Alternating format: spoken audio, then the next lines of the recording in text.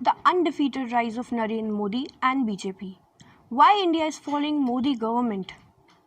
2014 में मिली जीत ने ये तो साफ कर ही दिया था कि इंडिया किस हद तक नरेंद्र मोदी को सपोर्ट करता है और पब्लिक में मोदी जी का क्रेज़ किस हद तक है। लेकिन 2019 की जीत ने ये भी साफ कर दिया कि मोदी जी के स्टारडम और फैन फॉलोइंग का किसी भी अपोजिशन लीडर या किसी भी फिल्म स्टार सेलिब्रिटी से कोई कंपैरिजन ही नहीं रहा है।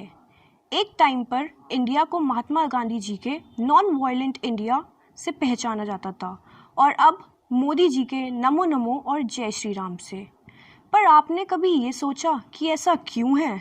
इतने सालों से सत्ता में रही कांग्रेस पार्टी अचानक ऐसे कैसे इतनी पीछे छूट गई और कांग्रेस के अलावा भी कोई अन्य पार्टी मोदी जी को टक्कर देने में असफल क्यों रही?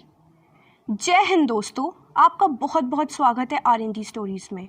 आज हम बात करने जा रहे हैं कुछ ऐसे फैक्टर्स के बारे में जिससे ये प्रूफ हो पाएगा कि क्यों बीजेपी और नरेंद्र मोदी जी भारत में इतने पॉपुलर हैं। तो आइए शुरू करते हैं। Why Modi is undefeatable in India? Reason 1. Connecting with youth. ये तो आपको पता ही होगा कि भारत में यंग पॉपुलेशन कितनी ज़्यादा है। हाल ही में टाइम्स ऑफ इंडिया की एक रिपोर्ट में पब्लिश हुआ कि 65% of Indians being under 35 years old. ज़रा सोच कर देखिए, 140 करोड़ लोगों में से 65% लोग आपको फॉलो करते हों तो इलेक्शंस पर क्या असर पड़ेगा। बीजेपी गवर्नमेंट शुरू से ही यंग इंडियंस को लेकर बहुत अवेयर रही है। प्रोग्राम्स जैसे कि परीक्षा पर चर्चा, जिसमें PM मोदी बोर्ड्स की परीक्षा पर स्टूडेंट्स से बात करते हैं। ये लाइव इंटरेक्शन जब होता है तो स्टूडेंट्स अपने देश के PM से कनेक्ट हो जाते हैं। स्टूडेंट्स को एहसास होता है कि वो अपने कंट्री के लीडर से कितना कनेक्ट कर सकते हैं और अपनी परेशानियों को PM के सामने रखना और उस पर PM की राय लेना, ये अपने आप में ही स्टूडेंट्स को मोटिवेट करता है।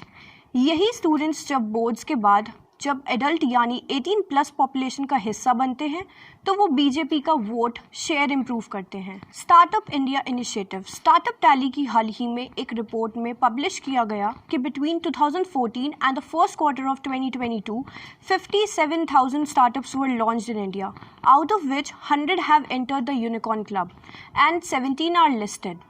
ये डेटा साबित करता है कि कैसे बीजेपी यूथ को ऐसे एम्प्लॉयमेंट की तरफ मोटिवेट कर रही है जो वर्कोहॉलिक हो और सेल्फ ड्रिवन हो, जिसमें ग्रोथ अपॉर्चुनिटी ज़्यादा हो, जो फॉरेन इन्वेस्टमेंट अट्रैक्ट करे। ये सब पॉइंट्स हमारे यूथ को अट्रैक्ट करते हैं और उनको एक और बीजेपी का स्ट्रॉन्ग वोटर बनाते हैं। रीज़न 2. Capital development schemes. माना कि सरकार में बहुत कमियां हैं और कोई भी सरकार 100% सही तो नहीं हो सकती, लेकिन जब बात आती है इंफ्रास्ट्रक्चर डेवलपमेंट की तो क्या आपको पता है the ministry of road transport and highways ने development projects worth INR 1,30,000 crore शुरू किए जम्मू एंड कश्मीर में to enhance the travel experience of pilgrims visiting the Shri Mata Vaishno Devi shrine. इसके अलावा द भारतमाला परियोजना के बारे में तो आपने सुना ही होगा। ये कंट्री का largest ever highway development programme. ये एम करता है to optimize the efficiency of road traffic movement पूरी कंट्री में by bridging critical infrastructure gaps. 16 national highway projects worth INR 2,460 crore in Jalgaon Maharashtra inaugurate किए गए to enhance road connectivity for transporting and milling agriculture commodities in Jalgaon district.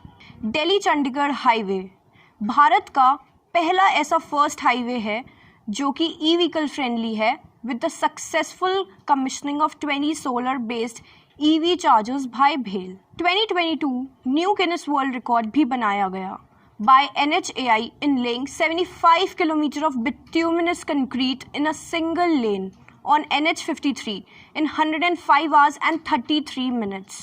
2023 में 51 kilometre Yangte तली road complete हुई जो कि तली इन अरुणाचल प्रदेश को कनेक्ट करती है by road to the rest of the India for the first time since 1957। Reason 3. Dealing with neighbours. 26 नवंबर 2008 को भारत में ताज होटल पर हुआ हमला तो याद ही होगा। हमले के बाद भारत की पूर्व सरकार कांग्रेस की बहुत आलोचना हुई थी कि इतने बड़े हमले के बाद भी भारत सरकार ने कोई कार्रवाई नहीं करी। हमेशा की तरह क्रिकेट पर बैन लगा दिया, ट्रेड कम कर दिया। पर 2019 का पुलवामा अटैक, जिसके बाद भारत ने ऑपरेशन बंदर लॉन्च किया और बालाकोट में एयर स्ट्राइक करी। पीएम मोदी का स्ट्राइक के बाद का भाषण ये दिवाली के लिए रखा है क्या? पब्लिक के बीच में बहुत मशहूर हुआ। पाकिस्तान के पास भी न्यूक्लियर है, तो हमारे पास क्या है भाई? ये दिवाली के लिए रखा है क्या? और उससे पहले 2016 का उरी अटैक, जिस पर बॉलीवुड ने एक मूवी भी बनाई थी। बीजेपी गवर्नमेंट ने डिफेंस पर्सनल्स को ग्लोरीफाई करने का जो काम किया है वो सराहनीय है। पाकिस्तान को आर्टिकल 370 पुल डाउन करके खुली चुनौती देना, इंडस वाटर ट्रीटी से पुल आउट करने की धमकी देना, ये सब चीज़ें आपको दिखाती हैं कि बीजेपी ने किस हद तक एक वायलेंट और एग्रेसिव नेबर के उसके ही भाषा में उसको जवाब दिया है। डिप्लोमेसी की बात करें तो शायद ही दुनिया में कोई ऐसा देश होगा जिसके रशिया और यूएसए दोनों पावर्स के साथ बराबर संबंध हो। हम यूएसए के साथ बैठकर यूएसए को भी समझाते हैं कि Europe's problem are world's problem. Somewhere Europe has to grow out of the mindset that Europe's problems are the world's problems, but the world's problems are not Europe's problems. और Putin को भी कहते हैं कि this is not an era of war. Excellency, मैं जानता हूं कि आज का युग युद्ध का है नहीं, और हमने फोन पर भी कई बार आपसे इस विषय में बात की है। भारत के विदेश मंत्री एस जयशंकर आज एक इतने रिस्पेक्टेड नेता हैं कि उनकी पॉलिसी को इंटरनेशनल लेवल पर लीडर्स फॉलो करते हैं। Europe has to get out of the mindset that Europe's problems are the world's problems, but the world's problems are not Europe's problems. So wird der indische Außenminister im diesjährigen Munich Security Report zitiert. जब ये सब बातें भारत में आम जनता को दिखती हैं तो कहीं ना कहीं लोग अपने फॉरेन पॉलिसी से इम्प्रेस होते हैं, और ये चीज़ बीजेपी और मोदी जी के इमेज बिल्डअप में बहुत बड़ा और पॉजिटिव इम्पैक्ट डालती है। Reason 4, branding and presentation. Social media accounts जैसे कि इंस्टाग्राम पर लाखों फॉलोअर्स जो मोदी जी के आइडियोलॉजी को इस वे में प्रेजेंट करती है कि वो ऑडियंस को ट्रेंडी भी लगे और लोग उनसे कनेक्ट भी कर पाएँ। आप एक बार इंस्टाग्राम, फेसबुक के सर्च इंजन पर बीजेपी डालकर देखो, एक नेवर एंडिंग लिस्ट सामने आ जाती है। मोदी जी कहीं भी जाएं, उनके साथ चल रही भीड़ उनकी सबसे बड़ी सपोर्टर और प्रमोटर होती है। पीएम मोदी अब वो ब्रांड है जिनके महज एक नाम से लाखों की तादाद में लोग इकट्ठा हो जाते हैं। यही लोग उनको सोशल मीडिया पर प्रमोट करते हैं, उनकी आइडियोलॉजी को पब्लिक तक लेकर जाते हैं। आज की डेट में हज़ारों ऐसे सोशल मीडिया अनपेड अकाउंट्स हैं जो सरकार की आइडियोलॉजी को प्रमोट करते हैं, चाहे वो हिंदू धर्म के लिए राम मंदिर का मुद्दा हो या मुस्लिम धर्म के लिए ट्रिपल तलाक का मुद्दा। सोशल मीडिया पर ब्रांडिंग इस तरह से करी जाती है कि लोग उस चीज़ से खुद से कनेक्ट कर सकें और उसके बारे में सोचकर गलत सही का निर्णय ले सकें। आज बीजेपी ये काम करके ना सिर्फ लोगों के मन में एक पेट्रियटिज्म की भावना जगाता है, बल्कि आने वाले जनरेशन को सही रोल मॉडल्स चुनने का अवसर देता है। अब यूथ फिल्म स्टार्स को रोल मॉडल्स नहीं मानते, बल्कि intellectuals and social media workers को मानते हैं। Reason 5, weak opposition. जब पब्लिक चुनाव में वोट देने उतरती है तो सबसे बड़ा मुद्दा होता है कि या तो आप बीजेपी को वोट दोगे या बीजेपी के खिलाफ। अब पॉइंट ये नहीं है ओपोजिशन लीडर कौन है, पॉइंट है तो ये कि आप बीजेपी के खिलाफ हो या नहीं। अलग अलग स्टेट्स में चल रहे चुनाव में सारा ओपोजिशन एक साथ खड़ा हो जाता है, जिससे ऐसा प्रेजेंट होता है कि चुनाव जीतने के लिए नहीं बल्कि बीजेपी को हराने के लिए लड़ा जा रहा है। 2014 में मिली हार के बाद सबको उम्मीद थी कि कांग्रेस शायद अपना ध्यान राहुल गांधी से हटाकर किसी और नेता जैसे प्रियंका गांधी या किसी और की तरफ करेंगे, लेकिन ऐसा नहीं हुआ। 2019 में भी लड़ाई मोदी वर्सेस राहुल ही बन गई।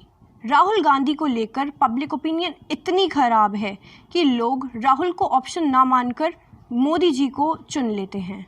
वहीं राहुल जी भी खुद ज़्यादा पॉलिटिकल लीडर प्रेजेंट नहीं होते। उनको 2014 से लेकर 2022 में ये बात जाकर समझ आई कि भारत कांग्रेस से टूट चुका है और उसको जोड़ने की ज़रूरत है। बाकी बचे लीडर्स भी इन्हीं बातों पर चुनाव लड़ रहे हैं जिन पर मोदी जी की एक्सपर्टीज़ है। राम मंदिर कब बनेगा, Hindu Muslim corruption ED and CBI. In short, opposition अपनी यूएसपीज की बात नहीं करता बल्कि बीजेपी की कमी निकालता है। मोदी जी का इंडिया में क्रेज मेनली ओपोजिशन की गलतियों की वजह से है। ओपोजिशन होना is also a huge responsibility as we live in a democratic country. अच्छे ओपोजिशन और उनके सवाल बड़ी बड़ी सरकारें गिरा देते हैं, जैसे कांग्रेस के साथ हुआ। कमेंट करके हमें ज़रूर बताएं आपका point of view on why Modi ji is in the air and always will be क्या है। Thank you.